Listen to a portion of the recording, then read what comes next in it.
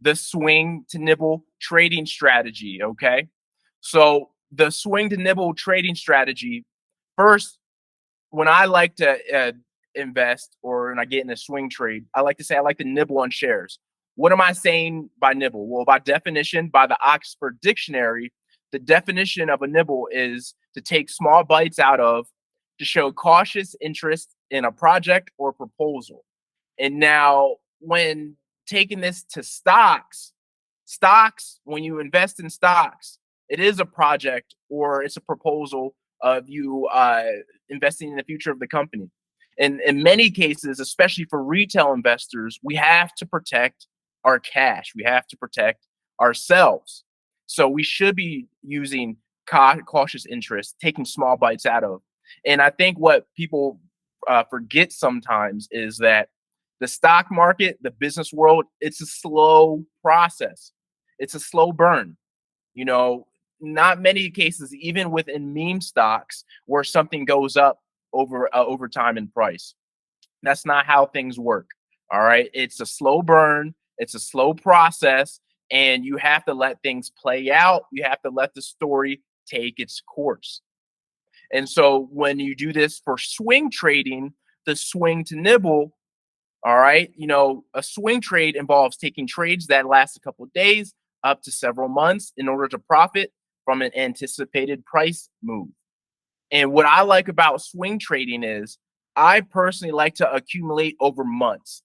When you get that barcoding, that accumulation period, that's where I see opportunity.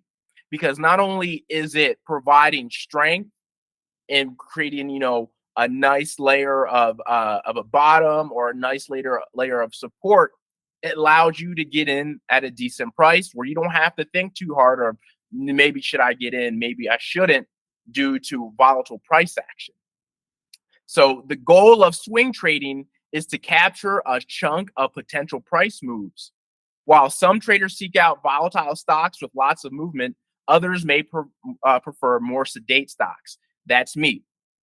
In either case, swing trading is the process of identifying where an asset's price is likely to move next, entering a position, and then capturing a chunk of its profits if that move materializes. I think people need to realize is not everybody, less than 20%, less than 1% of the world are profitable day traders. It's like trying to be a professional athlete. It's hard to do. Not many people can do it. And the game is set up for you not to succeed in that way. So for most retail traders like myself and everyone on this call, it's best to take it slow and protect yourself because, we're just minnows playing against whales, sharks, in a big ocean, what we call the stock market. And in regards to some of the gematria I have some very powerful ones, and it's all based off 33 for the most part. Having a cautious interest protects against overweighting too soon in equities, 330. Nibble is buying in small amounts, 333 English ordinal. Trading safety, the nibble to swing, 333 English ordinal. Nibble swing, protect position, 330 English ordinal. Nibbling means solid risk management, 330 English ordinal as well. So you see the 33 is there. Again, 0 is just the value placeholder. So you could just take that off and you have 33. Nibbling to swing, data cap, 222 English ordinal. I love seeing that as the angel number. 222 provides authority, it provides strength. Nibbling shares to swing stocks, again, 333 English ordinal. We also have that 117 in English reduction to go with that. Nibbling is buying in small amounts, nibbling shares to swing stocks. So you see that connection there with both the English ciphers. And then we have nibble on stocks is defense and offense, 335 English ordinal. The nibbling swing, data cap strategy, 335 English ordinal, but also those both equal 137 in English reduction. And why is that important? If you followed me, you understand 137 is the 33rd prime. A prime number is a number that can only be divisible by itself and 1.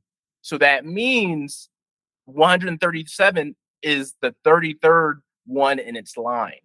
That's why it's important to me. Nibble swing, offensive strategy, 332 English ordinal. Nibbling to live and fight another day, 332 English ordinal. So you see that connection there. So I wanted to start off the presentation with that because I feel like retail investors sometimes they get too excited. We all want to get out the rat race. We all don't want to work. But when investing, trading in the stock market, it's a slow game. It's a slow burn. You have to, put your wins together to get to that point. It's very seldom that anyone gets to, get to financial freedom off one stock, right? That happens very rarely. I've had issues with that in the past, and I've come to grips with, hey, I'm gonna have to do this multiple times to get where I want to go.